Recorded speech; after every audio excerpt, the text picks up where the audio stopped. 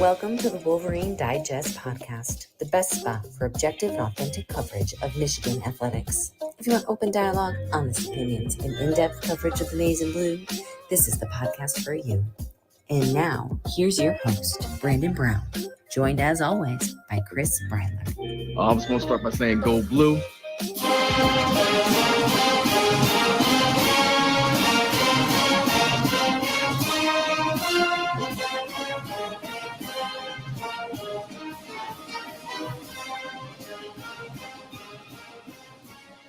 Back at it again on a Monday night. Chris, is there ever going to be a show this season where we don't start with the fight song? Because we said after every dub, right? After every dub, why not?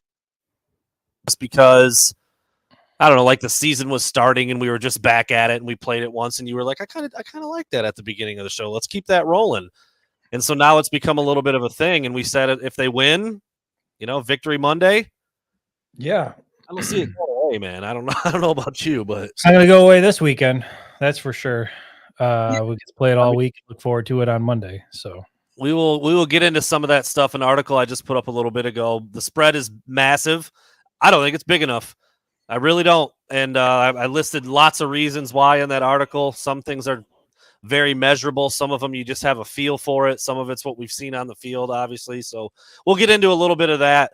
A little later on in the show, maybe through burning questions or just as we kind of talk about some stuff as stuff comes up. But we discovered why our show felt abbreviated on Friday. We both were kind of like, I'm like 53 minutes. Like, Chris, you got something else? Like, I feel like we're finishing early, and then we finished, and you were like, dude, we never did predictions at all. Like, we didn't even talk about the game. Spaced on it. It's okay. I don't know how that happens. I have them. I mean, I have our well. I don't. It's just what happens every once in a while. We're not above a brain fart here and there. And I just feel like with the way these games are going lately. I mean, whatever the score prediction is, it's just Michigan a lot. Whoever else, not much. And it's been. I don't know, man. It's like I love it and I hate it at the same time. I was listening to. When was it? Was it Sunday, maybe? I'm not sure when I caught the game. No, it was after I dropped you off. After we left the stadium on Saturday, I went and I took my son. We went to go grab a bite to eat, and I was listening to 97.1 The Ticket, and they were talking about, just is it fun for Michigan fans? Is it interesting what you've seen the first 7 weeks? Like, the majority of the season is now over. I even tweeted this out, put this out earlier. I can't believe there's only 2 more games at Michigan Stadium this season. I know. Only 2 more times will we be inside of Michigan Stadium watching them play football. We're now 7 weeks into the season. Yes, Michigan is great. They're 7-0. They look phenomenal. They look like a legitimate national championship contender. But has it been fun? Like, have you enjoyed this season as a Michigan fan? And I thought it was an interesting question because in some ways, yes, you enjoy winning, you enjoy being undefeated, but I got to be honest, man, there's not a lot of intrigue on Saturday. Like, when Michigan fell down 7-0 to Indiana in the first quarter, I was like, okay, this doesn't look good. You're looking up at that massive jumbotron and you're seeing Michigan, in the negative offensively in total yards and not being able to move the ball. JJ McCarthy's getting sacked early and you're thinking, okay, this might be a game. This might be a test for the Wolverines. Well, what do they do the next 3 quarters? They just go out and score 52-0 and it's another blowout. So I'm curious, how do you feel about that? Like, have you been, it almost sounds terrible to say bored, but it kind of is a boring 7-0. I think you just used a couple words that I think are really important. Fun, yes. Intriguing, no. And I think it's okay to say that. I mean, you're right, dude. I think it's funny you mentioned this. I don't know if it's because Michigan's been playing better or what the deal is, but I've been on the sticks a little bit lately. Felt like breaking NCAA 2014 back out. That explains a lot. And it's kind of like that. Like, you play a video game so much, you get so good, you crank it up to Heisman, you're still winning 50-0. It's almost like, this isn't even really that enjoyable. Like, that's what Michigan's doing in real life. They're beating up on teams so badly that it's almost like, even when there is a big play, 2 pick sixes on the road at Minnesota, like that's incredible. Mikey Sainristil's big pick earlier in the year. Blake Corum scores a couple touchdowns. Dono finally gets in the end zone, and you're still like 52-7. Like that was not that fun to watch. But I'll say this. It's also not fun to watch Michigan squeak out 20-17 against Rutgers, and then you got to write an article about like what the hell almost happened there. Last year when Illinois was playing good football and Michigan barely got by them with a late field goal. Like that's not really fun either. It is a very interesting question though, because when you watch other games, your emotion is obviously out of it. Our work focus is out of it, and it feels different. It feels different watching Texas, Oklahoma, or Penn State, Ohio State this weekend. Like those are going to be fun to watch when you're involved in it emotionally, like you and I both are as former. We're still fans, but now we do it for a living. It takes on a different feel, and they just haven't been that exciting because Michigan's been so dominant. It's a hard question to answer. Yeah, I do think this is, and I hate to give any sort of credibility to the people that constantly want to harp on Michigan's schedule, but I do think this is where that comes into play because, you're right. You don't want to see Michigan in a 4-quarter battle with a Rutgers or get outscored 21-0 in the fourth quarter by Rutgers or lose 27-24 to Rutgers. You don't want to see that type of thing happen, but if Michigan were to go out and play a strong non-conference opponent and it's a 4-quarter battle and Michigan's duking it out with another top-tier program, like those are the things that as a fan, like, get your heart pumping, you're nervous, you're excited, you're feeling all kinds of things, but that's what college sports is all about. That's what sports in general is all about. And I just feel like we've kind of lost some of that here, the first 7 weeks of the season, and probably not going to get it, like we said, until week 10. I think this upcoming game this weekend, obviously based on the history the two programs have, the rivalry that's there's going to be some additional intrigue, but, and we'll get into it later in the show, when you look at Michigan State and what type of football team they have, anybody who wants to say, well, the hatred and don't count the Spartans, I'm counting them out. I'm counting out Michigan State. They are not a good football team. Good football teams don't blow an 18-point lead in the fourth quarter and lose to Rutgers. You just don't do that. And unlike in years past where, Michigan State was able to play that underdog role and still go out and beat Michigan, the Spartans don't have the horses that they've had in years past. They don't have those dynamic playmakers that can really change a game. So I think this is going to be absolutely ugly. And when I was driving in my car, I thought that was an interesting question, an interesting topic, because I do feel that way. You absolutely love being 7-0. Yes. You love being number 2 in the country. You love being squarely in the, the playoff hunt, looking like you're going to, three-peat for a Big Ten championship. But at the same time, like the season is the majority of the way over, and it's just kind of been like ho-hum the whole way. And, this is, I'll say this, Brandon, soak it in while you can this year, because next year with Texas, Oregon, was it Washington on there? USC? I think they're all on there. It is going to change dramatically. So maybe that's the silver lining, is enjoy this sense of comfort that we have this year, because it's going away in a big, big way next season. Yeah, I mean, it's you would take this 100,000 times out of 100,000 versus what a lot of other programs are dealing with. But you're right. It's an interesting dynamic where they're winning by so much. So it's like you just kind of you kind of sit up there with your hand on your head or your head on your hand, like just watching it happen. And then you look up at the end of the game and it's a blowout. Michigan wins again, and on to the next one. Some of the things you said, well, I'm not going to get into that yet. I was going to jump into some Michigan State stuff, but we'll save that. Definitely have that on Wednesday. Definitely we'll have that on Friday. But that article that I put up, I mean, it's got so many, dude, they're just not on the level, referring to Michigan State. They're just not in any way. Like in any way, shape, or form are they on the same level as Michigan. And I feel like, that's probably happened in the past where Michigan State has somehow made it a game or even gotten an upset win. I think it's just a dead body program right now. I just don't see anything. I think Michigan's going to win just like they've won the last 3. That's what I think. And make no mistake, this is Mel Tucker's product. He might not be on the sidelines anymore. He might have gotten shit canned, but this is what he built in East Lansing. And the cupboards are bare. There's not much there. And I know we say it often when we talk about this game and we talk about this team and Mel Tucker, but again, Thank you, Kenneth Walker III, because No if kidding. not for that dude, things look quite a bit different in terms of, contracts and what things look like on the field. And I just think when you look at this Michigan State team, in years past, I could look at them, even though I hate them and I hate the program, I could say, okay, well, they've got some legitimate talent here. They've got some guys here. This could be a fight. I don't see that this year. Even the fact that Michigan's going into East Lansing, the last time how crazy is this? Michigan hasn't lost a regular season game since 2021. And the last time it happened was in East Lansing. Yeah. So I started thinking, okay, is there a reason to be concerned? But then when you go and you look at the numbers, you look at who they have on their roster, this is a dead body program right now. And I think it's going to get ugly pretty quick.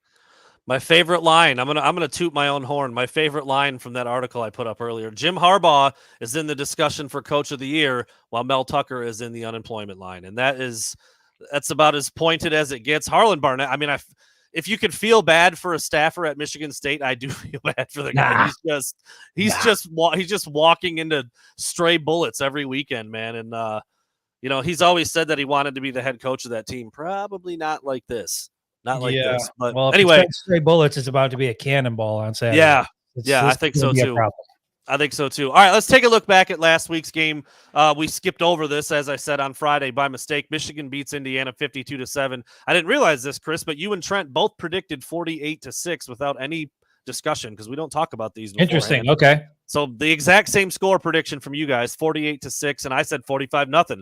So we were all in that same general ballpark in terms of the gap and how many points Michigan would win by, but just a little bit off. I really, really thought Michigan might be able to get a shutout that week, and they were real close. I mean, if not for the early score, it would have been one. But another dominant win by the Wolverines, probably their best. I mean, I feel like every week it's just like a little bit better, a little bit better, a little bit better. If that continues to happen, it's going to be a bloodbath in East. Which is crazy because it looked like shit for a full quarter there to start the game. Like JJ was getting sacked. They weren't moving the ball. Like it looked like it was going to be sloppy, and then boom, just like that, like everything changed. The dominance, the consistency, the being methodical and how they moved the ball. The defense clamped down. It was incredible. It was a switch flip for sure because I know you're not on this. I know you're not the gambling type, but a lot of people are, and me and Trent both, dabble. So we're sitting up there in the box, and it's like, they're not going to get close to that 31.5 point number. I think I had an alternate spread. I think the original spread was 33.5, and there's no way people thought they were going to get there after that first quarter, and then they end up winning by 45. Just an incredible second, third, and fourth quarter performance by Michigan. And again, like the starters, some of them didn't even touch the field in the fourth quarter. Crazy. All right, so I had my 5 predictions. I did not do well on them again, which is really kind of the point, right? I'm trying to go out on a limb. That's not the point. Come on. I'll go 5 for 5 this week if you want me to. It's not that hard. You want to go out there, but you also want to go out there and be accurate. The point I do try to come up sports news update. Get them out of here on the God damn these people. These people are. It's not real people, is it? Who's doing that? I don't know. I mean, it can't be real people. It's got to be bots. Has to be bots. I just got discontinued from Facebook for some reason for blocking that guy. Well, no, that happened last time. I think we're still live. It was still okay. All right. Yes, it's fine. All right. Okay, dude. Praise to whoever you praise. Donovan Edwards found his way into the end zone, folks. I said, this is it.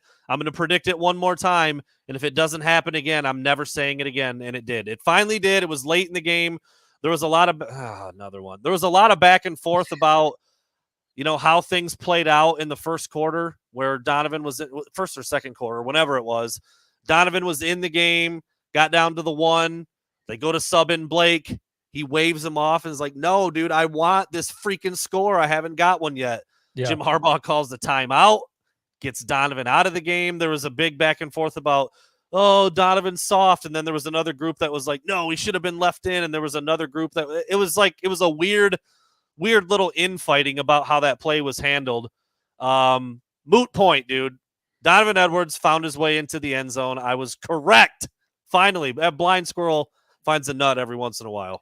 Well, 7 weeks in, it was at some point. There was no way that Donovan was going to go the whole season without scoring a rushing touchdown. But Yeah, I mean, phenomenal to see him get into the end zone. And, it wasn't a big explosive play where it happened. He's had to fight for every single thing he's gotten this year. I don't think there's any way you can deny that.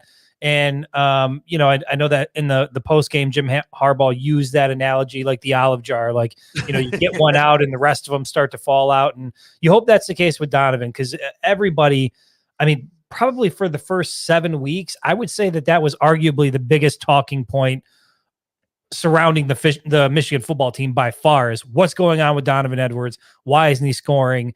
Finally gets in the end zone, and would like to see that continue for sure. Cause we know he's a tremendous talent on the field, great dude off the field. You love to see guys like that succeed. Yeah. It was just one of those things where you're like, I can't believe it's not going to happen. And it didn't look like it was going to, because they put him in with Jack Tuttle. Jack Tuttle was actually the quarterback that handed the ball off to him for his touchdown. And again, he didn't have a great day. 9 carries for 20 yards. He finally got into the end zone, but he's still trying to get it on track in terms of his overall production and what he's what he's able to do on the field. I'm sure you've noticed this about him. And for anybody out there, I mean, probably a majority of people out there haven't had this experience, but Donovan Edwards is one of those dudes when he walks into a room, the energy increases. Yeah. His presence is known. He's one of those guys. Like, a handful of guys have. JJ McCarthy obviously has that about him. When he walks in, you just kind of feel the energy level rise. You feel, everybody get a little bit more excited. Donovan's got that. He just puts a smile on everybody's face. He's this happy-go-lucky dude. He's always got something positive to say. He's always thinking deeply about what he wants to say. And you want to see guys like that succeed. He's one of the only players on the team that I would probably name that if he walks through the background while there's a press conference going on, it doesn't matter which coach or which players at the podium, they're going to interact with him. They always do. Everyone could be Sharon Moore, could be a defensive coach, could be a lineman, could be a defensive player. They all have something to say to Dono, and he's always got something to say back. I mean, that's just kind of the energy that he carries. And it was clear that he was super bummed out about being taken out of the game early on. And I think I tweeted at halftime. I said, I would put a lot of money on Donovan Edwards scoring a touchdown in the second half. And he did. Finally got in the end zone. He's got one on the year. Still needs to get it going in terms of his, yards per carry and some other stuff. But great to see him score there. I also thought that JJ McCarthy might score a touchdown. He did not. Took some hits. I think he carried it 6 times and then got sacked 4 times. So he was technically in the books for 10 rushes, which obviously some of those were just going backwards. But yeah, he wasn't quite as effective running the ball. But again, dude, he didn't play in the fourth quarter. They scored on almost every possession. Probably didn't really need him to do that. But no touchdown for JJ this week on the ground. Yeah, no touchdown on the ground, but we did see him, run the ball, take some hits, and then get a little limpy there. In the latter part of the game, I could see it. I was down on the sideline. He was wincing pretty good standing next to Jim Harbaugh. I don't know if I'm reading too much into this, but I saw him go over to the sideline limping. I saw Jim Harbaugh look at him, and I swear to God, it almost got this feeling like Jim was like, seriously, can you just stop? Can you just save yourself, please? Like, we're going to win the game comfortably. That was the sense I got. Maybe that wasn't what he was feeling, but that's what it certainly looked like from my vantage point. But again, tough dude, and Blake Corum talked about it in the press conference today, that's one of the things they love about JJ is, would they prefer him to slide and get down and protect his body? Absolutely, but that's not in his DNA. That's not who he is. He's going to continue to be the kind of guy that, whether it's through the air or on the ground, he's going to get whatever he can get. Yeah, he's a gamer. He's a playmaker. Jim Harbaugh talked about that. Out of all the things that he's great at, his playmaking ability, Jim Harbaugh said would probably be his top attribute. Dude, how about that shovel pass that went 15 yards on the run? Like that, I don't think people understand. Like, go out, take a regular size football, go out in your front yard, run to the left, and try to shovel it forward 15 yards on the mark and see how good you are at it. Like, he just makes those things look so easy and so effortless, and it's just incredible to watch him play. Okay, here's where I need a little bit. I need some discernment from you, Chris. I need a decision. I need a ruling to be made. I predicted that Michigan would once again have a scoreless third quarter for their defense. They did that. This was a 2-parter, so that one was fine. The other part was facing no snaps inside the 10-yard line. Now, technically, they weren't inside the 10. They were on the 10. So where do we land on that prediction? What did you say? What was the wording in your prediction? Because this is like contracts, Brandon. It's very important. How was it worded? How was it phrased? How did you say it? I'll pull it up. I'll pull it up and look at exactly how I worded it. Because if you said within the 10, then yeah, I would side with you. If you said on the 10 or in, then I'm sorry, you would be wrong. All right, let me find it right here. There's a very clear distinction between the two. Michigan will continue the trend of holding opponents scoreless in the third quarter and outside of the 10-yard line. I'm sorry, you got that one wrong, Brandon. Really? Outside of the 10, which would to me would be the 10.5 or beyond. Damn you. Or the 10 and 1 inch. Anything beyond the 10. So on the 10, I can't give it to you. You know, I kind of said two different things in my prediction, I realized, because I said that they wouldn't face a goal-to-go situation, which was correct, I think, right? Because it wasn't 1st and 10 from the 10 or 1st and goal from the 10. That I don't recall. I don't recall either. Point being, defense has been damn good. I guess that they would continue it. They didn't snap it on the 9 or the 8 or inside the 5. It was on the 10, and the very next play they turned it over, right? Yeah. Very next play went backwards. They never got back up there again. And they did hold them scoreless in the third quarter. So pretty close. I don't know. I was close on that one. All right, number 4. Damn it. I thought it looked promising for a minute. I thought Michigan would have another pick 6 in this game. They did get 2 nice interceptions. Rod Moore got one, and Keon Sabb got one again. How about Keon Sabb back to back? Love to see that guy progressing. Yeah, and it looked like Rod Moore might have a little bit of a seam up the left side of the field, but he ended up getting squished by like 2 300-pounders, so didn't quite make it back. But yeah, it was another really good outing to pick off. What the hell was that? I'm drawing a blank on his name now. Don't even remember his name. Well, actually, they went back and forth with quarterbacks like every other series. So they have that Jackson, Taven Jackson. Yeah, right, and he's the brother of Trace Jackson Davis. Correct. There we go. Okay, yeah. So that's the only reason I remember at least one of them. And then Sorsby or whatever his name was. Yeah, they were swapping them back and forth and back and forth. All the opposing quarterbacks against Michigan so far, they're just a pile of dead bodies. I mean, yes, that's terrible to say. Well, that's really what it's been over the first 7 weeks. It's been a little rough, but no pick 6. That one is pretty hard to predict. And then honestly, I mean, Chris, again, it was barely raining. I mean, like, you know, it was fine out there, right? It was fine. It was fine for a good part of the first half. It wasn't bad. It was sprinkling a little bit. Camera was okay. I came out of the tunnel after the half, and it opened up quite a bit. Camera started to malfunction a little bit. I had a makeshift cover on it, which wasn't working all that well. I was vastly unprepared in terms of the way that I dressed. My pants were soaked. My shoes were soaked. My socks were soaked. Everything was pretty much soaked. So to say that it wasn't raining very hard, I would say is slightly inaccurate. So I did that to poke the bear just a bit over there. But I thought that Michigan, I predicted that a Michigan running back would lose a fumble, and, you know, props to them. They didn't. The weather didn't seem to affect Michigan in that way in terms of, well, JJ dropped a couple. Was close. Yeah, they fumbled too. Yeah. Got them both back. One went out of bounds, got one back, but the running backs were solid. They did not fumble the ball. Obviously, Kalel Mullings did not play. He was out injured. Benjamin Hall had a couple nice little carries. I wonder if it was his pride that was injured because we were ripping on his drip a little bit. Yeah, maybe. But no, Michigan was I don't think they had a turnover, actually, did they? I don't think they turned the ball over in that game. I don't believe so, no. I don't believe so either, but definitely did not fumble. No interceptions thrown, no fumbles lost. So there you go. So Michigan was solid even in the rain and the wind and everything like that, and a running back did not lose a fumble. Mike Hart's, you know, he don't play that. You fumble a ball, you're in trouble with saw it with CJ Stokes 20. last year, right? He fumbled, and then I don't know if we saw him the rest of the way, and if we did, it was very, very limited action. I like when he runs the ball too. I like the way he ran it, but yeah, you'd put it on the turf. Mike Hart's not going to have you out there very much. So anyway, I guess I went 1 for 4, 1 for 5. Oh, we got the wah-wah over there. I feel pretty good about nothing inside. It came through for me. I don't know if they heard it, but I heard it, which is the most important part, probably. Nothing inside the 10. I almost kind of want to give that to myself, but I'll let the public and Chris. Sorry, I've already ruled that he's already ruled. Was already in. All right, so there you go. Good to 1 know. for 5 on my psychic vibes. That's pretty par for the course. I don't get those right very often, but anyway. All right, here we go, Chris. It's rough business being a psychic out there. Dude, I've been seeing more and more often for some commercials on TV for psychics. Like, are psychics making a comeback right now? What's happening? Do you remember psychic Sylvia Brown? Do you remember that lady from I think she was like from the late 90s, early 2000s. Oh, she had me legit believing that psychics were the real deal. Thought it was real?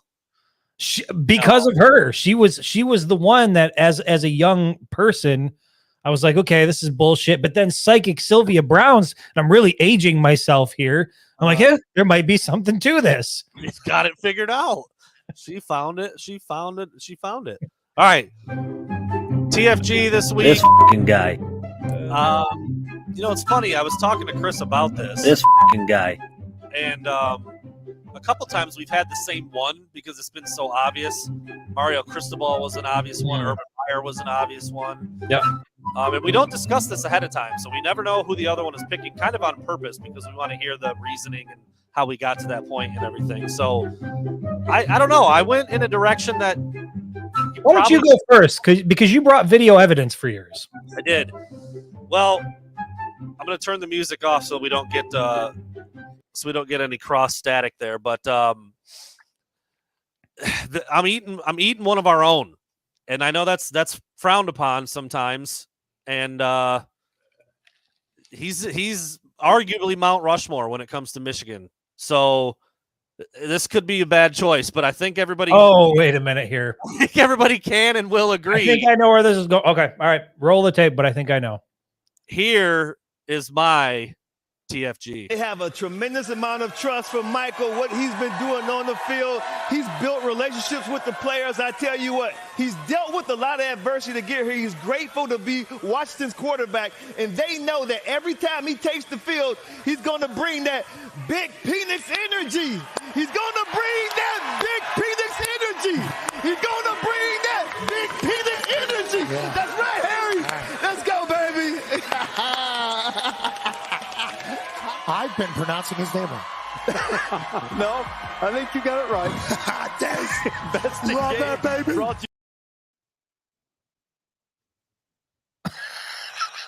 I just listen. I saw that clip floating around on like Twitter, and I didn't ever turn on the volume. I thought he was getting dragged for the way he was dancing. I'm like, yeah, whatever. Let him have a good time. It wasn't layers here.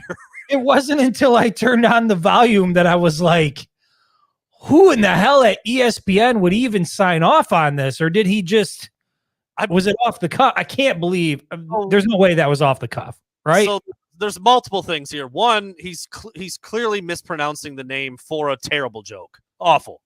Two, I just don't think you want to be singing about another dude like that in that way. Like, I think that's off limits to even really say that about another guy. I feel like you got to tread lightly a little bit. I mean, doesn't Howard gonna have to choke a bitch?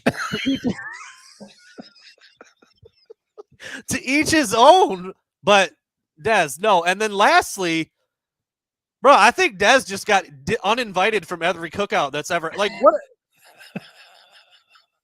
Did Desmond? He missed. He got out of line early somewhere. It's no. I know CJ's out there somewhere. CJ, help me out, man. How about your boy? There's almost no words for it, really. There awful. I just remember, and it didn't even seem like on one of them, it didn't even sound like Phoenix. It sounded like he said flat out penis. So I mean, the wording, the choice. Let me ask you: Do you think he ran that? Do you think anybody knew that was coming, or do you think that this was just a Dez being Dez out there? Because it seemed so scripted. It seemed like everything he was saying was leading up to what he was about to sing. I'm pretty sure it was approved. Maybe they just approved. Maybe he wrote out like big Penix in energy, and they didn't realize the way he was going to phrase it. You know what I mean? I mean, first of all, let's back it up a little bit. Can we please get that on a drop? We need, first of all, maybe I'll start running the drops over here if I can get them to go through, because we need that on a drop. First of all, I'm not so sure Desmond Howard's writing his own bits. I'm going to put that out there first and foremost. Second of all, So? hmm, Come on. go ahead and guess no on that Come one. Yeah, on. the dance, if that's what you want to call it, the dance was god awful. The singing was awful. The pronunciation, it was Des. We love you, man, but that should have stayed. That should have stayed on the drawing board, I think. Yeah, that's one we all could have gone without saying for sure. Guy. But again, on the video, I thought they were making fun of the dancing. When I clicked turn on the audio and listened to it, I was like, "What the fuck is he? Wow, How did this happen? How did this get approved?" That's aggressive at like what that would have been like freaking 8 a.m. out in Washington. I don't even think I would pull that out on our show. You know what I mean? That's weird, dude. Just I don't. All like right. it. Well, I feel like my TFG is going to be underwhelming compared to that because I don't have video evidence, but I do have a final score that Michigan fans are going to like. My TFG, it's actually plural. It's multiple. It's these effing guys, and I'm going to give it appropriately this week to the Michigan State Spartans. I like it. Michigan State, somehow or another, they went out to Piscataway. Looked like they were going to get a really nice road win against, let's face it, a decent Rutgers team. I think somebody pointed out in the comments, Rutgers now has 8 wins. Is it 8 wins? Or that is an 8-win team. I think that maybe they were trying to say. How many wins does Rutgers have? They're 4-3, I think, aren't they? I don't know. However many wins they have, I think we would all be in agreement that Rutgers is a decent team this year. They're not the Big Ten bottom feeder that some of the other programs are. But Michigan State goes out to Piscataway. They take an 18-point lead into the fourth quarter, and they blow it completely. They end up giving up 21 unanswered points to Rutgers in the fourth quarter. They lose 27-24, and that's why Rutgers is 5-2 now. There you go. Yeah, 5-2, solid team. So I think that's what the person in the comments was saying, that will be an 8-win team this year, and it certainly looks like it. But you cannot listen. It's the same as what we saw with Colorado, and I believe that game happened on Friday night. Colorado was up 29-0 at the half. At the half, and blew that lead to Stanford. It ended up going into double or triple overtime. I remember watching it. It was an incredible game. Blow a 29-point lead, an 18-point lead for Michigan State in the fourth quarter. Good teams don't do that. There's just no rash. You don't see Alabama do that. You don't see Michigan do that. You don't see Ohio State do that. You don't see any of these top tier programs do that. And for that reason, the Michigan State Spartans are my TFG of the week, because you blow an 18 guy in the fourth quarter to Rutgers, you lose 27-24, and that's how you get to last place in the Big Ten East Division. You are now the bottom feeder in this division. Welcome. How does that feel? Just and about to get on that fucking boat race by the Wolverines this weekend. I mean, I've been wrong before with Michigan State. I have. Everybody has, because they have a tendency to punch above their weight and give it their all against Michigan. Michigan needs to whoop their ass this weekend. Yeah. Flat out, put them in the ground. That's what needs to happen. Michigan needs to go in there thinking that, and I think there's been they're going to be asked about the tunnel stuff this week and all the things that took place. Yeah, all the things that took place last year, and they're not gonna say it out here, but that's in the back of their mind. I mean, Jamon Green is still on the team. German Green is still on the team. Jade McBurrows is still on the team. Like, these guys who were directly involved with some stuff last year are still on the team. They're not going to forget about that, and they're gonna. Yeah. I think it's all going to come to a head on Saturday. You know what I would love to see? I would love to see Michigan score the first touchdown, which I think is pretty much inevitable, and go for 2 right off the gate. Just set the tone right then and there. Go for 2. Nice. Corum back in there. Go for 2, and make it a point to say that this is going to be a long night for you. Just Corum, just get up and just scream. Yeah, that would be sick.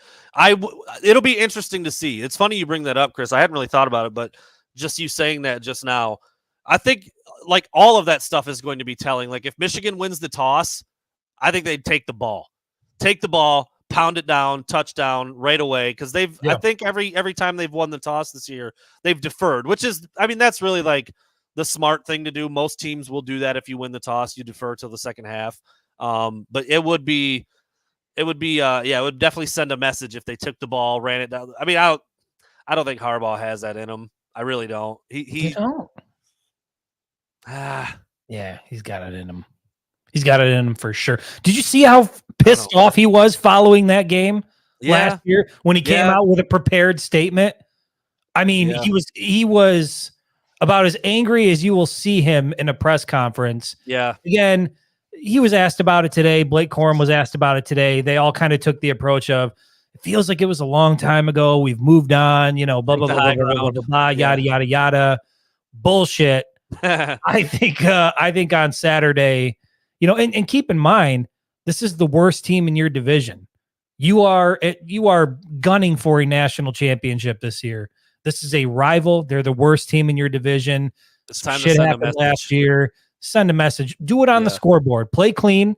Don't play dirty, but beat the shit out of them where it counts on the scoreboard. Yeah, I think that's a good way to approach it. I really do. I really do think that's a good way to approach it. All right, taking another quick look back on the game last weekend. Blake Corum came in at number 1 per Pro Football Focus, which was a little surprise. The scores were down a little bit this week. I noticed that, like the actual grades. We've seen JJ in the high 90s. I'm surprised he wasn't up there again. His game Mason was Graham up in outstanding. the 90s last week, I think. Yeah. So Blake Corum came in at number 1 on offense, 13 carries, 52 yards, 2 touchdowns, and he did have a 15-yard catch. Number 2, which I love to see, he played more than AJ Barner this week, I think, for the first time.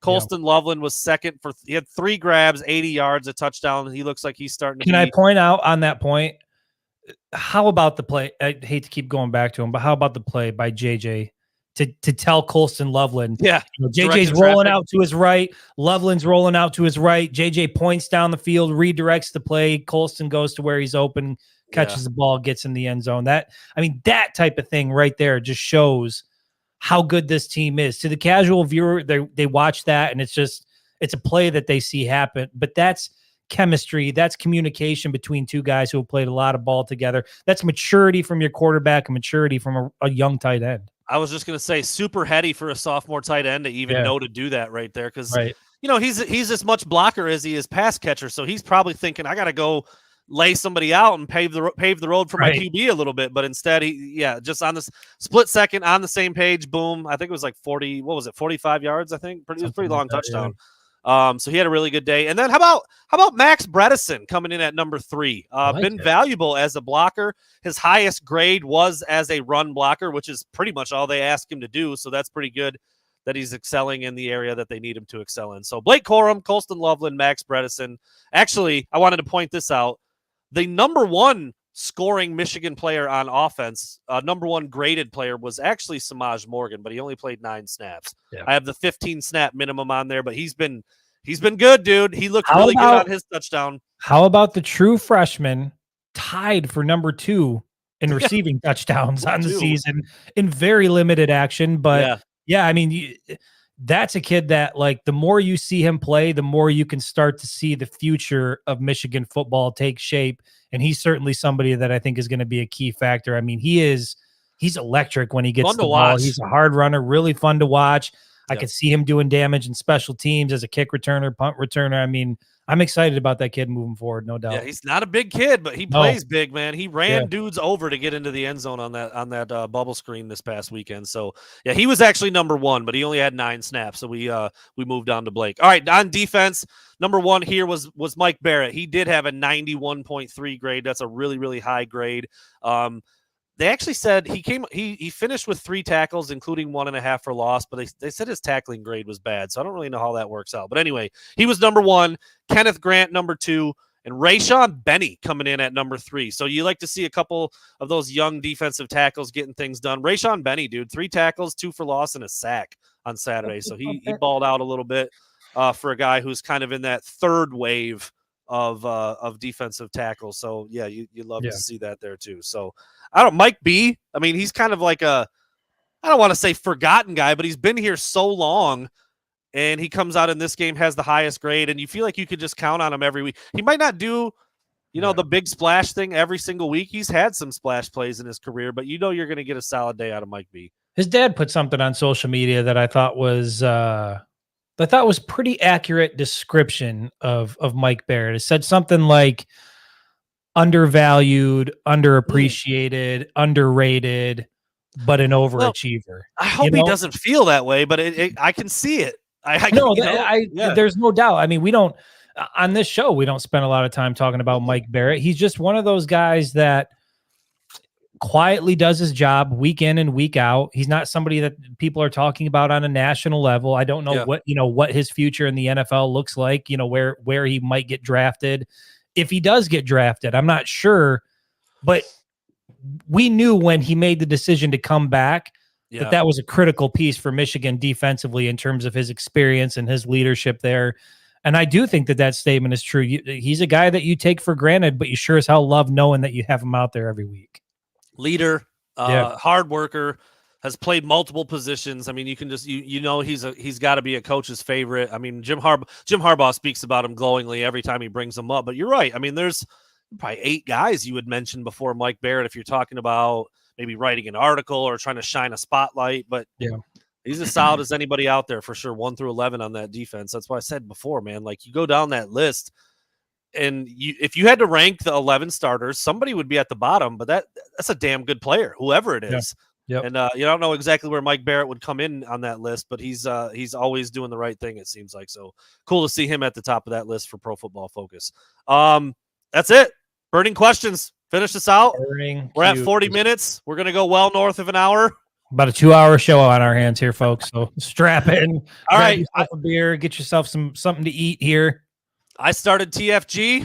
Why don't you start burning questions? I will kick it off, Brandon. I feel like this is an interesting question, and I'd like to get the fans involved on this as well. Jim Harbaugh today during his press conference said that J.J. McCarthy is on the path. He's on the path to becoming the greatest Michigan quarterback ever. So I'm going to ask you, Brandon, I want you to fill in the blank. J.J. McCarthy right now is the best Michigan quarterback since. Wow,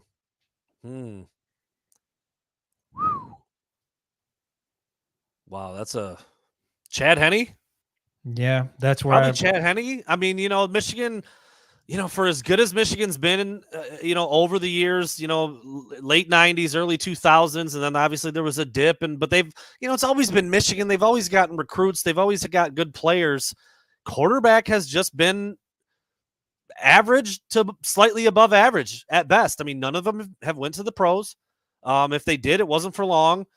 And JJ's going to put an end to all that. I mean, he's going to put an end to all of that. So I would probably say, going back to Chad Henne, who obviously wasn't a superstar in the league, but he carved out a role and played, 15 or 16 years in the NFL? Yeah. So probably back then, I would have to say. I mean, and he is he the one who holds the touchdown record, or is it Gerbeck? He does. No, Henne. Well, it's Henne and Gerbeck are tied.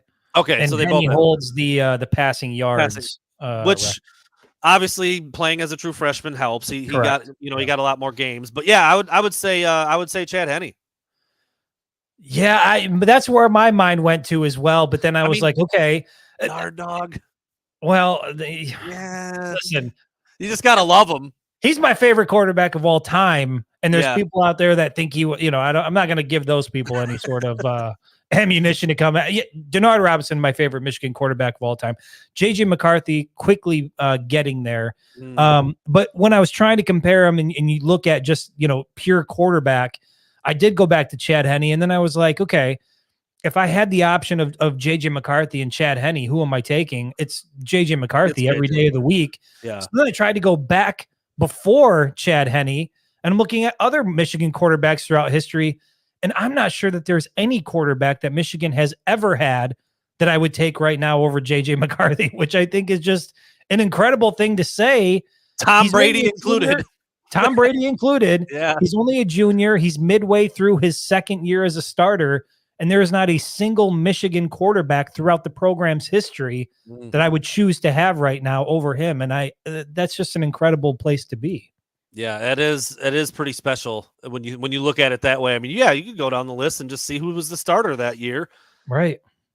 There's not many, if any, who are doing what JJ's doing with the mobility, with the running, the throwing on the run, with the accuracy, with the taking care of the ball, also being a dual threat. I mean, Dude, Chad Henne wasn't winning any foot races. Elvis Gerback wasn't winning any foot races. No. Brian Greasy. I mean, the list goes on and on. JJ's. And then you start to get into like, well, it was a different era. Yeah, the style of a play little was bit. different. You know what I mean? But like, I don't know. Well, For that money, give me JJ. Would Michigan's passing record still hold up from that era? You can still kind of make the argument. So That's true. That's we'll true. go with that. We'll go with that. All right. So that was an interesting quarterback question. I have a quarterback question as well, but very, very different. Chris, we talked about it through most of the first 5 or 6 games. It's kind of settled down a little bit as of late. How are you feeling now about quarterback number 2, Jack Tuttle, who went 5 for 5 with 22 yards and threw a touchdown pass to young Carmelo English on Saturday? How are you feeling about the backup quarterback spot now? I like it. I feel good about it. And I'm glad that it's materialized the way that I thought it was going to after I watched Tuttle during the spring game. I remember being down on the field, and I said this at the time, just the way that he had command over the huddle, the way that he looked comfortable out there. You could tell he was a veteran. And if something happened to JJ, it looked like Tuttle was going to be the guy. The unfortunate part this season was it took, 6 to 7 weeks to really be able to see that materialize, and you didn't know who that was going to be. Glad he's healthy. Went 5 for 5, threw a touchdown in the fourth quarter against his former team. Just I think that is a great thing for Michigan to know that is our guy. And if for some odd reason JJ gets a little banged up, he needs a breather for 1 or 2 series, which with the way the clock runs, 1 or 2 series in today's college football, that could be a significant chunk of the game. So to know that you've got a guy like Jack Tuttle on the sideline, I think is a huge, huge advantage for Michigan. Yeah, I like it a lot. I think you and I have been in pretty lockstep all along after we saw Tuttle in the spring game, running the ball and just, confidence, veteran guys, played a lot of football, and it felt right. And then, he got hurt when the first time he really came in and once the season started, which sucked. And now he does look like the guy. If something were to happen to JJ or you needed to go another direction, he looks like he would be serviceable. And I'm going to put this question up actually that someone or a comment that a YouTube user just put because I think it's interesting. And I'm not trying to call you out, Aiden, but I don't know if I agree with that. He says if Tuttle's good, but if JJ got hurt, Michigan's fucked. I don't, strong word, but I don't know if I agree with that. I think if Jack Tuttle took a whole week to prepare and knew he was going to be the guy, you could win with him. Yeah. I mean, I don't want to play in a national title game with him. I'd rather you want JJ, but if in a pinch you needed him to be your guy for a game or 2, yeah, or whatever, I guess I would need. How do you define F? Because I think Michigan still goes out and, I mean, looking at the remainder of the schedule, it's hard because talent-wise, there's a big drop-off, right, from JJ to Tuttle. Experience-wise, obviously Tuttle has it, but there is a lot that you lose if you lose JJ out of the game in terms of his leadership, just the mental toughness, what he can do physically. Okay, let's just say, for instance, if you think that's strong with what Aiden had to say, let's say JJ did go down against Indiana and you've got Tuttle the rest of the way. How are you feeling? How does it change how you feel about Penn State, Ohio State, Maryland on the road? Yeah, I mean, obviously not as good. Because in that sense, if by fuck you mean not winning the Big Ten, not getting the college football playoff, then yeah, I would say there's probably some validity to that. But that can be true for a lot of different teams. Yeah, it is. I mean, quarterback. That's why you've got a starter and that's why you've got a backup. I mean, it shakes out that way for a reason pretty naturally, but I think a Jack Tuttle-led Michigan team could go to Maryland and win. Yeah. I think a Jack Tuttle-led team could go to Penn State and fight. That one changes a little bit. Yeah. At home against Ohio State, same thing. Being at home certainly helps. Michigan hasn't run the ball like they were able to run the ball in Columbus last year. So you're going to need the quarterback to make. Yeah, that one gets a little hairy too. I mean, it's a big change.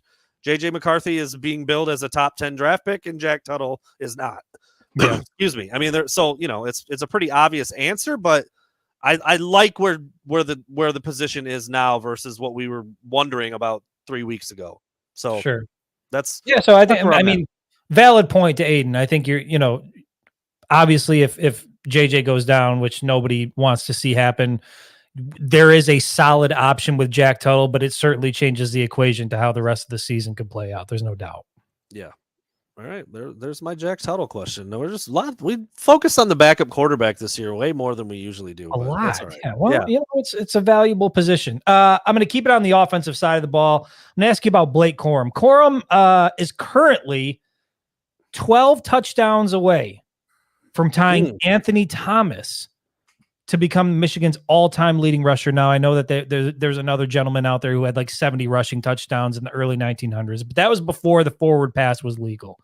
I didn't even know that. That's there amazing. is, yes. It gets brought up a couple times, and I'm like, well, but you couldn't pass the ball back then, so I don't know how much that counts.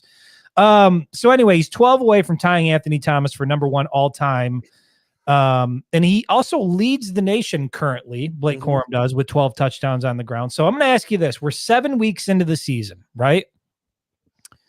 Corum's 12 away. There's 5 regular season games and presumably 2 more if you count the Big Ten championship and at least the college football playoff semifinal. So that gives a bowl, right? Yeah, or a bowl. Well, if they win the Big Ten, they're going to go to the playoff, right? So that gives Michigan, if everything goes according to plan, 7 more games. They've played 7. They've got 7 more games.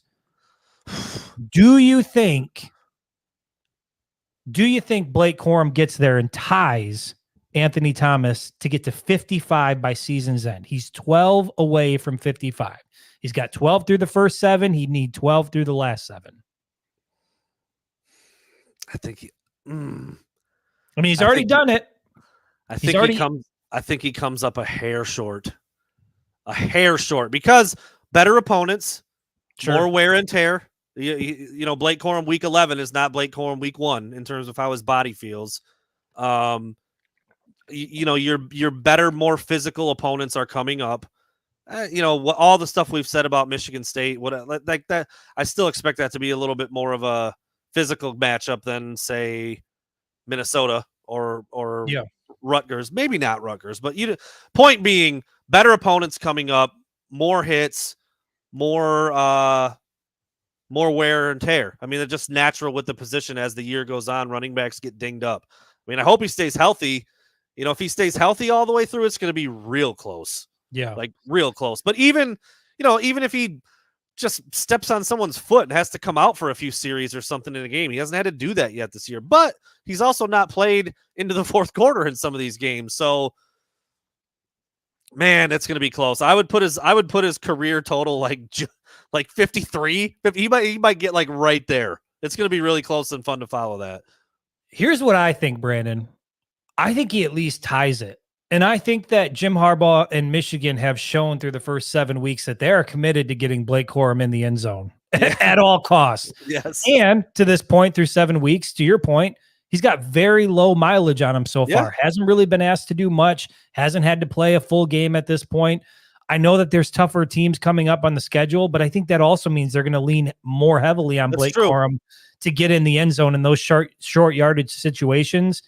If Michigan gets to where they want to go, you said shart just now. Shart yardage. I love it. I love that you did shart yardage. We'll just go with that. Shart yardage. I love that. Situations. Print the shirts. Bottom line, if Michigan gets to the Big Ten championship, which I think they will, if they get to the college football playoff, which I think they will, and if they play for a national championship, which I think they will, Blake Corum's got enough games to get it done. Michigan uses him a lot in the red zone, short yardage situations. I think Blake Corum finishes his Michigan career as the all-time leader in rushing touchdowns, which would just be, if you're a Michigan fan, you're already watching it, but there's a good chance that you are watching arguably the greatest running back to come through Ann Arbor. And I think that says a lot. I'll tell you what. I will be pulling for that to happen because Blake Corum is the friend of the show. James Corum is a friend of the show. Yeah. And that dude is as humble and easy to root for as any player that I've ever watched at Michigan. And he's really freaking good. So I would love nothing more for him to get 56, 57 touchdowns, whatever the number needs to be. And if they do make it to the title, then it's 8 games instead of 7. And some of the things that would it's almost like a wash. You're like, well, he's played lesser opponents, but that means he hasn't played as much. Well, he's going to be playing better teams, but that means he's going to be playing more. So it does almost kind of feel like if he's going to play 14 games, just do what you just did. There's your number, 12. There it is. Right? Yeah. I mean, that's not how football works, and we all know that, but it's going to be really close. And they don't do it for the numbers, but that Jim Harbaugh knows that. That Blake, and you got Mike Hart sitting over there. They all know it.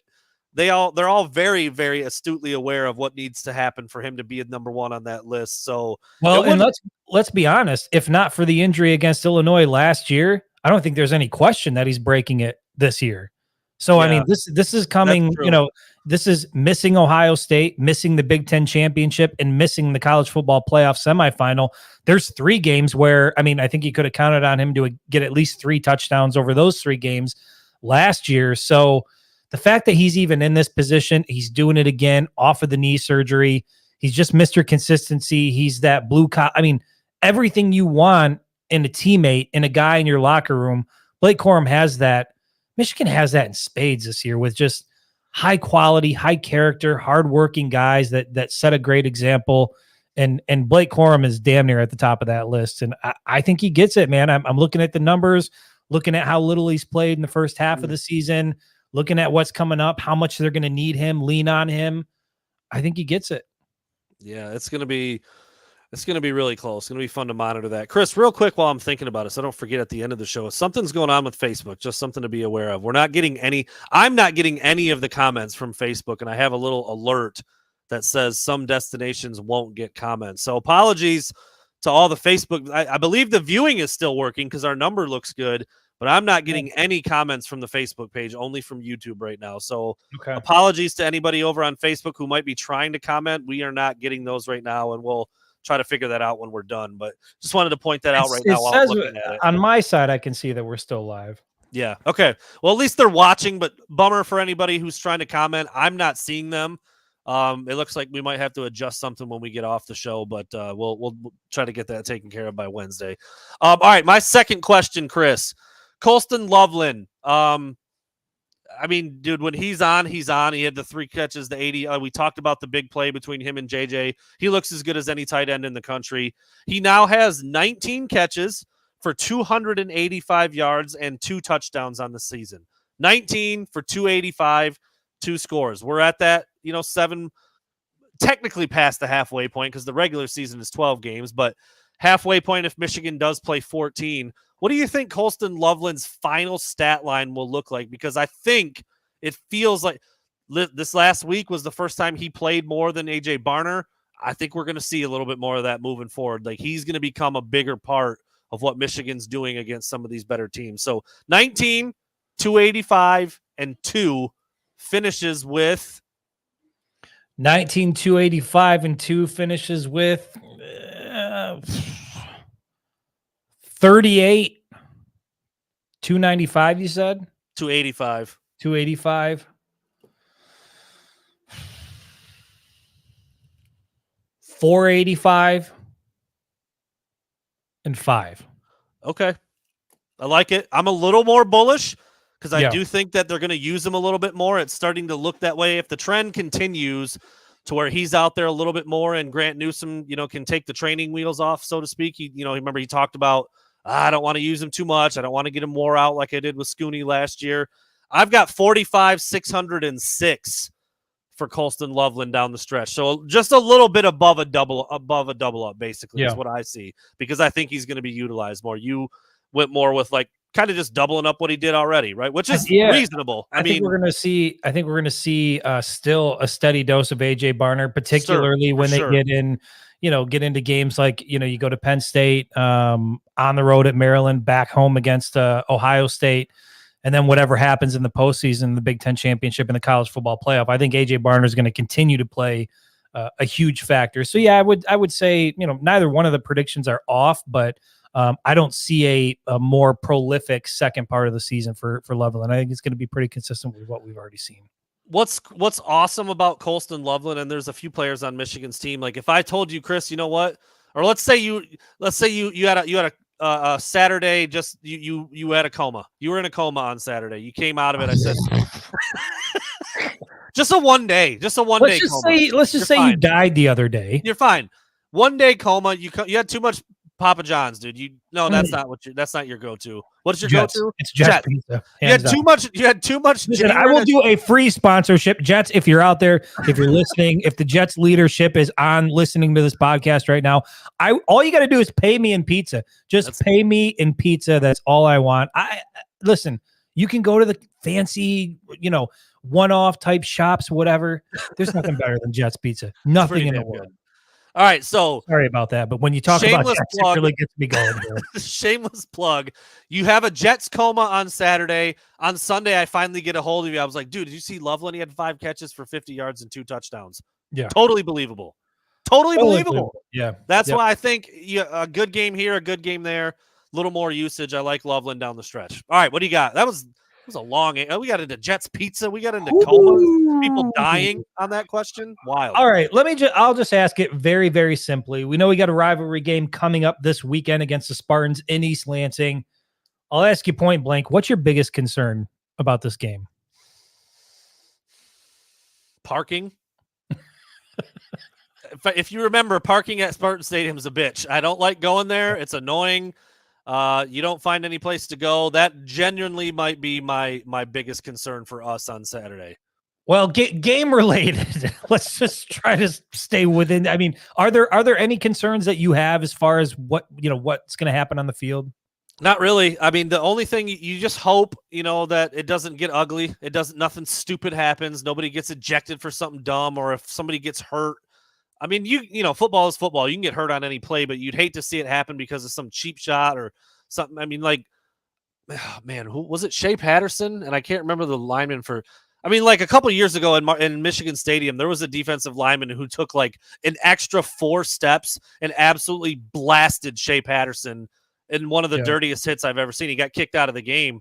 You'd hate to see something like that happen. So I just hope it's, it's going to be chippy. It always is. Even before there was a fight in the tunnel last year, it's still going to be chippy. It's almost Halloween. It's a night game. It's East Lansing. They got nothing to play for.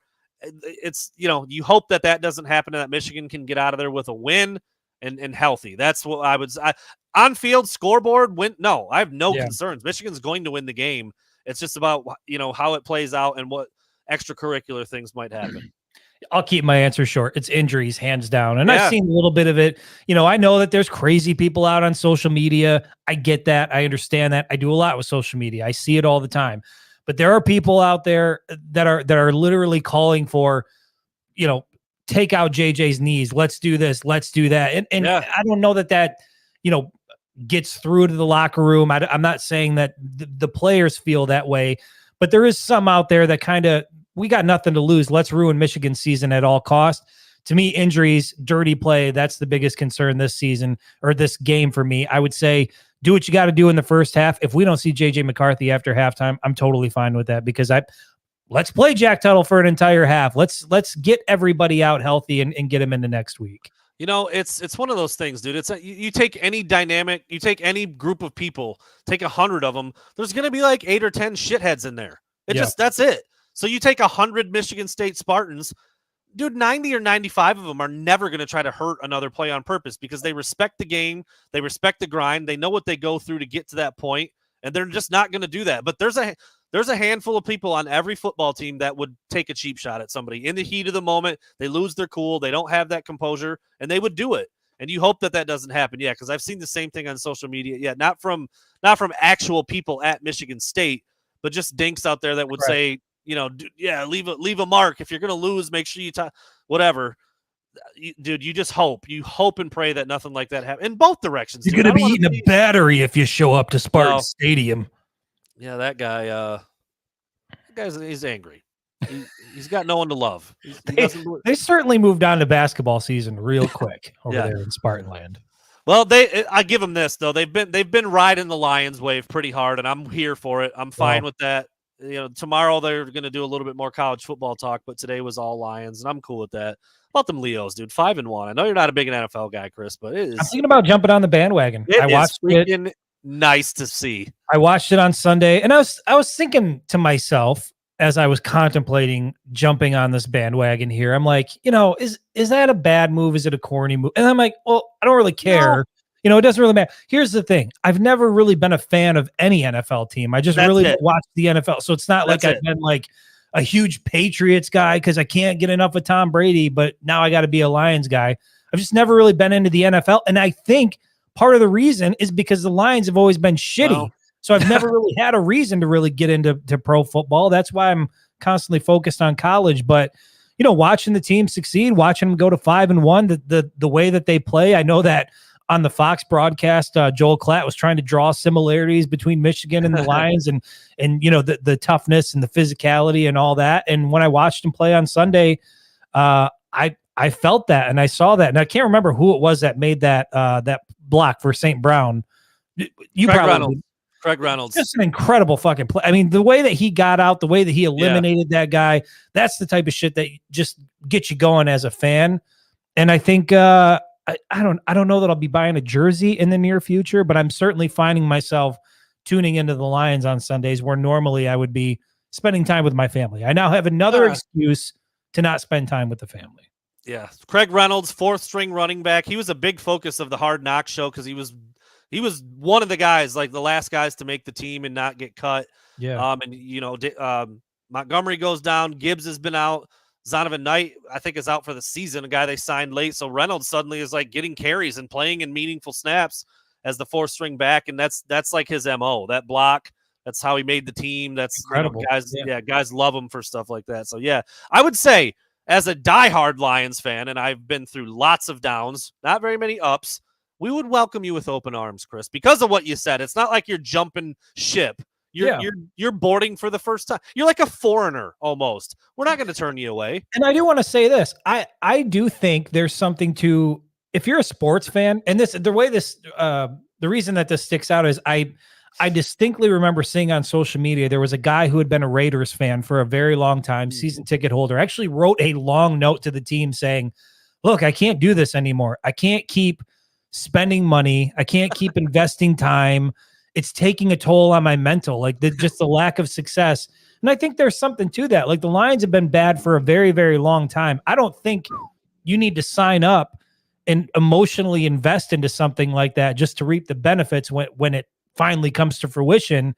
I've watched them from afar. I watch them on Thanksgiving. I've always kind of been intrigued with what's happening, but it's always been the same. They're always terrible. Now that they're good, like I said, I find myself tuning in on Sundays specifically to watch the Lions play. And of course, as my mom points out, having Aiden Hutchinson on the roster certainly doesn't hurt things. And he's been absolutely incredible as well. So there's a lot of reasons to like what the Lions are doing. Getting off on a little Lions tangent here. How about that? That's what they're doing. That's exactly what they make you do right now, dude. 5-1. The Lions have the best record in the NFL. Incredible. That's incredible. I mean, 6 weeks into the season, you haven't been able to say that since before the season started. That's the only time you could ever say that about the Lions. It was before the season started. Now we're 6 weeks in, and you could say it, and I love it. I'm loving every minute of watching the Honolulu Blue, dude. I love it. How about the fans traveling? Yeah, you see it every week and taking over Tampa. I couldn't tell if I was actually hearing that during the game as I was watching it live. I could have swore I was hearing "Let's Go Lions," the chant, and it turns out that's what was happening. Yeah, I mean, if you're, if you're a Buccaneer and you're playing in your home stadium and you're looking out and you're seeing all that Honolulu Blue and chants of "Let's Go Lions," it's got to be and you're getting your ass kicked on the field. It's got to be a pretty shitty feeling. But for Lions fans, I mean, for the ones who have endured, who have gone through all of it for years and years and years. Man, you got to feel happy for them because even as a casual, it's been pretty nice to watch on Sundays. I mean, I've watched my dad burn all of his Lions apparel twice. Yeah, see, I didn't want to go through that. I mean, I've like I said, I was Barry Sanders for Halloween maybe 3 or 4 years in a row. I don't know. I've paid my dues, man, and it's good to see them. Motor City Dan Campbell and the guys. They got it right. I like Dan Campbell a lot too. Yeah. Big fan. Was a little bit unsure, That's about a big part of it, honestly, is him. Yeah. The going for it on fourth down a lot, some questionable decision making, but I mean, he's stuck true to who he is and what he's all about. And the fact that they're winning with him, it's a very feel good story. Yeah, absolutely. All right, Jesus, we were on that for a while. Let's get back to the Corum, or was that the injury question? I think, or third. Holy shit! All right, here's my third question. We might need to speed it up a little bit. We're at an hour 10. I'm starving. Number 3.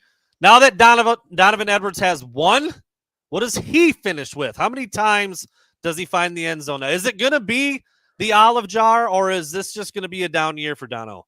I do think it is. I mean, it's going to be a down year. I think you can already say that safely based on just what the expectation was. I do think he finishes somewhere around 5. I give him 5 rushing touchdowns on the year. I do think it'll pick up a little bit now that he's found the end zone, but I don't think we're going to see a complete, difference from what we saw through the first 7 weeks.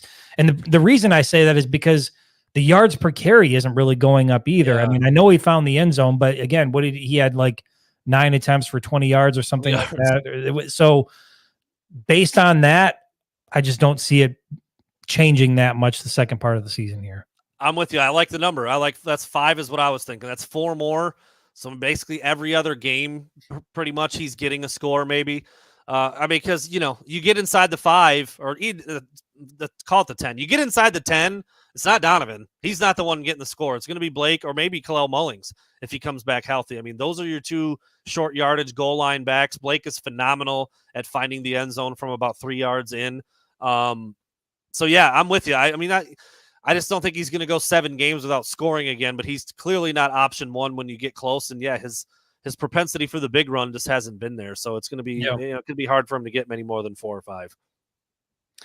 All right, Brandon, there are the Big Ten, by the way, leads the nation with undefeated teams. They've got 3 undefeated teams. Oh. All of them are in the Big Ten East, Ohio State, Penn State, Michigan. And 2 of those teams actually play each other this weekend. So I'll put it to you like this. At the end of the weekend, when we wake up on Sunday, who are the undefeated teams in the Big Ten Conference? Game's in Columbus, right? The game is in Columbus. It's going to be Michigan and Ohio State. I think Ohio State is trending slightly up. I think Penn State is neutral or descending, if anything. And it's in Columbus. Yeah, I think the Buckeyes get a win. I think they get a win. I think I'm not gonna sound off here and be an Ohio State supporter, but they're immensely talented. They recruit too well to not be, even if it didn't look all that smooth at the beginning of the year and they were trying to figure out their quarterback. I'm still not a huge believer in Kyle McCord, but he's a big, strong-armed kid. He's got incredible weapons to throw the ball to, a couple really good running backs. They got future pros all over that roster. It's just a fact.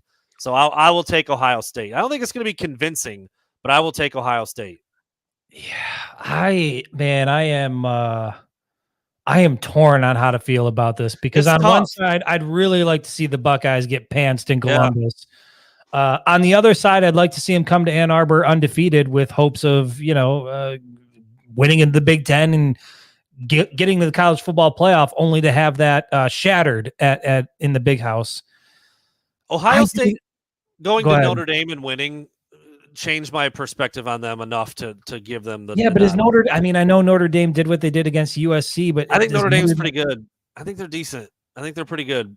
I don't know that anybody's all that great this year. Outside of you got Michigan, Georgia. I don't know what to think about Penn State and Ohio State. That's why I'm happy they're playing this weekend. I'm really excited to see how it turns out. I'm reluctantly leaning towards what you said. I do think it's going to be Michigan, Ohio State when we wake up on Sunday. And I don't know how to feel about that. Part of me feels a little bit bummed, but I also think that if Penn State goes into Columbus and loses that game, you got to feel a little bit more confident, depending on how it looks. Yeah, I feel like some way, one way or another, one of these teams is going to get exposed on Saturday. We're going to find out a lot about one of these teams, and I reluctantly lean more towards Ohio State. Account 22 brings up a good point. Notre Dame getting smacked by Louisville certainly What I mean, flies like, in the face of what I just said. are they really But- that good? Yeah, it's a Yeah, good. Back to your point. Who is good? Do we know? right. I don't know. Yeah, it's gonna be fun to watch. I'm glad we get a chance to watch that and see how it looks. And like you said, whoever loses that game, you're gonna feel Let me ask you this: what's your who? If you could choose an outcome, I know they're both programs that you don't really want to see succeed one way or the other. But if you could choose an outcome here, who are you polling for on Saturday? I'd probably rather have Ohio State win because I think Michigan's gonna beat the shit out of them in Ann Arbor. And I've always thought that Michigan was going to be a little too much for Penn State, even in Happy Valley. But that's tough going in there to play versus hosting Ohio State, in my opinion. But look, if Ohio State goes out there and wins 44-17 or something, I'm gonna be like, well, never mind. I'm changing my mind. Ohio State's clearly the better team and going to be the toughest game that Michigan has, like normal. But right now, it's kind of like a toss-up. It's a pick 'em, like for me. Michigan on the road against Penn State or at home against Ohio State. I feel like those are equally challenging. There's just something about the Wolverines and Buckeyes being undefeated last weekend in November that really has a nice ring to it. Yeah, no doubt. All right, this was actually going to be my last question, but I'm going to bump it up to right now because of exactly what we're talking about. Chris, if Michigan and Ohio State played in Ann Arbor this weekend, what is your line in that game? Michigan favored, I would assume, right? But what's the spread for Michigan, Ohio State if they played this weekend? Keeping in mind that what's my spread, or what would the Vegas spread be? I would hope that they would be the same number. Why would they not be the same number? I don't know. I feel like sometimes, Vegas is going to be a little more fit. I'm biased based on what I've seen the last 2 years, what I think is going to happen this year. Keeping in mind that Michigan is favored by 24.5 this weekend in East Lansing, what's your number look like for hosting the Buckeyes? Man, 10.5. I go 10.5. Very reasonable, Mr. Breiler. Yes. Congratulations. And I'm trying to be reasonable here because my gut wants to go like 22.5. Bettors hate you, by the way. 10.5 is such a shit number because it's like, I would say 9.5, and I'd get a lot of money on Michigan to cover that. You bump it to 10.5, and suddenly people are like, "Oh, damn it!" Chris set the line at 10.5, but I'm with you. I think it's about a 10-point type of game. If Vegas is picking, and I wouldn't be surprised though if Michigan wins by 20 plus again. Yeah, Vegas can never put that number on it because the money would be so heavily in favor of Ohio State because it's just a big number against a good team. But dude, they've done it 2 years in a row. So I do think Michigan wins by 20 plus again. I mean, I can see the Buckeyes scoring in the 20s, and I can see Michigan scoring in the 40s. I think it's going to be very similar to what we've seen the previous two matchups. Yeah, 9.5 would be my number. There's a couple people up there. Dan saying 5.5. One Miller saying 5.5. Gentle Comedian saying 3.5. You're probably right. Vegas. That's what I thought Vegas would probably put it at, is somewhere around 5.5, 4.5, something like that. I don't know. They're going to play it closer to the vest to let the money do the talking, but I think realistically it feels more like 9.5. Like Michigan could win that game by 10 or more pretty easily. All right. I like that one. I was going to do that one last, but that worked out right there. All right, Brandon, my final question. Matt Leinart, former USC quarterback, former Heisman Trophy winner, went on social media yesterday, I believe, and said J.J. McCarthy is a dark horse Heisman candidate. I don't even know that you could call him a dark horse candidate at this point. It looks like he's solidly one of the top quarterbacks in the country. I know you got Michael Penix out there, but J.J. McCarthy is squarely in that discussion as far as I'm concerned. So I'm going to ask you, is J.J. McCarthy in New York at the end of the year? It's a tough question because it's clearly a quarterback award. Mm-hmm. Michigan's going to be, I mean, if we think they're going to play how they're going to play, they're going to be undefeated. And that's always been more valuable than it should be, in my opinion. I mean, if you're talking about just the best player in college football, it shouldn't really matter what the team record is or what. I've never really adhered to that, but that's very clearly how it is. That's why quarterbacks win it by a landslide more than any other position. I'm still going to say no. I think at the end of the year, I think at the end of the year, when you start to stack up the Heisman candidates, his numbers are just going to be so much less than the other guys because of what he's asked to do. Not because we've beat this argument into the ground too, not because of his ability, not because of what he's going to be at the next level, not because of his arm talent. He's just not asked to throw it 50, 60 times for 500 yards and 5 touchdowns. He's not going to have a game like that. Shedeur Sanders and Caleb Williams and Michael Penix do that shit every week. That's a weekly game for them. Yeah. I just don't think the numbers are going to be there that put him in New York. He's going to check a lot of other boxes because he's going to be the leading quarterback for arguably the best team in the country. And he's going to have good numbers. They're just not going to be inflated. So I'll say no, but I'm trying to think of other positions too that even have anybody right now that would. Somebody earlier on social media had mentioned Travis Hunter as a potential candidate, two-way player. I don't think so, but a good example. I love watching that kid, but he's like Colorado's going to win like 6 games. And that's my point is when you look at some of these other, top Heisman candidates on these other teams, I think they're going to lose multiple games. And I don't think that's going to be Michigan. I know JJ's numbers aren't gaudy. I know that they don't jump off the page when they're compared to guys like Caleb Williams or Michael Penix. But I think it's going to happen. I think he's going to be in New York at the end of the year. And the reason I think that is because he is, when you look at the way he plays and the way he operates and how efficient he is, there is no question in my mind that he's one of the top quarterbacks in the country. He's going to be the quarterback of arguably the top team in the country, and they're going to be in the national championship conversation. And I think for all those reasons, the folks who do the voting are going to look at JJ McCarthy and they're going to say, this guy is a Heisman Trophy candidate. There's no way to keep him out of New York. Do I think he wins it? No. And that'll be because of the numbers that you referenced. But I do think he gets the invite. I think he's there sitting at the table or in the crowd, wherever the hell they sit. He'll be there. They sit in the crowd at first and then in the pew. Yeah. So you've got USC and Caleb Williams. Obviously, they just lost. They've dropped down to number 18 in the country. Didn't just lose. Yeah, I mean, they got handled. Their ass is beaten. He threw what, 2 or 3 interceptions in the first half? I think 3. Yeah, dude, I don't know.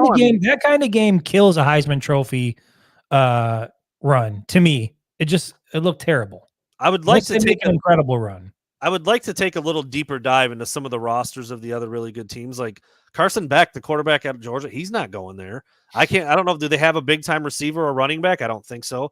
Ohio State in Georgia, Brock Bowers now out for the season. Yeah, Bowers is done for a while. A guy lost for the season, but that certainly, if Georgia's going to be in the hunt, that helps every other team. That's is Penix leading the way right now? Is he the number one? Feels like it, especially when what he did against Oregon. It feels like he's the favorite at this point. They're 6-0. Dogs out here. Is my microphone picking that up? Yes. When you stop talking, every day out here down the street, there is this pack of rabid dogs. At 6 a.m. I don't know. These people might have 7 or 8 dogs that go out there, and the barking is off the charts. So I apologize. Yeah, I didn't hear it until you pointed it out, but it's fucking insane. It is my everyday wake up call. All right, here's my last one as we're approaching an hour and a half. Chris, at this point, Michigan's 7-0, 31-7, 52-10, 52-7. They're just marching through these teams, home or away. It does not seem to matter. Everybody's expecting another one this weekend in East Lansing. Is there anything that this Michigan team can do new to impress you at this point? Anything that they haven't done?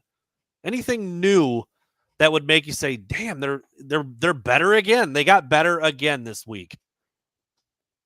No, just a continuation of what they're already doing. I think I don't know.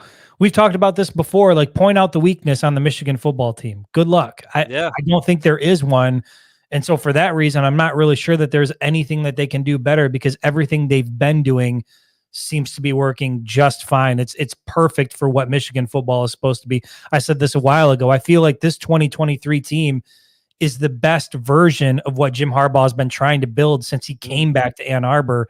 This feels like it's it. So, I mean, my answer is no. There's really nothing else they can do unless JJ somehow puts up 400 yards and 5 touchdowns through 3 quarters. And I'm like, okay, Well, now we know he's got that.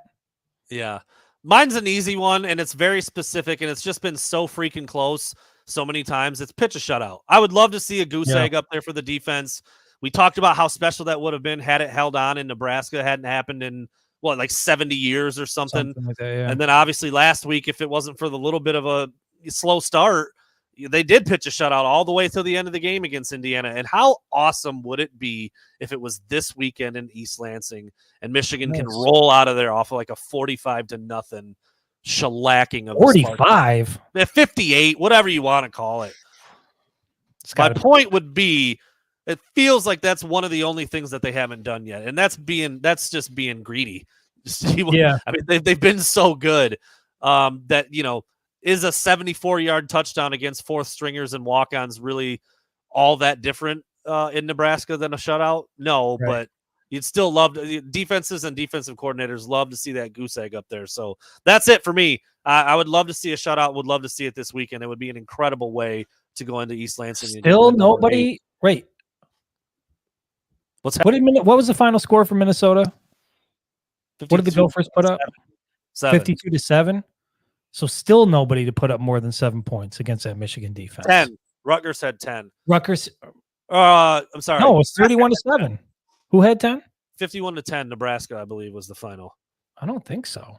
No, because they were going for the shutout and Homie took it to the house. Somebody scored 10. Who scored 10? Who scored 10 against Michigan?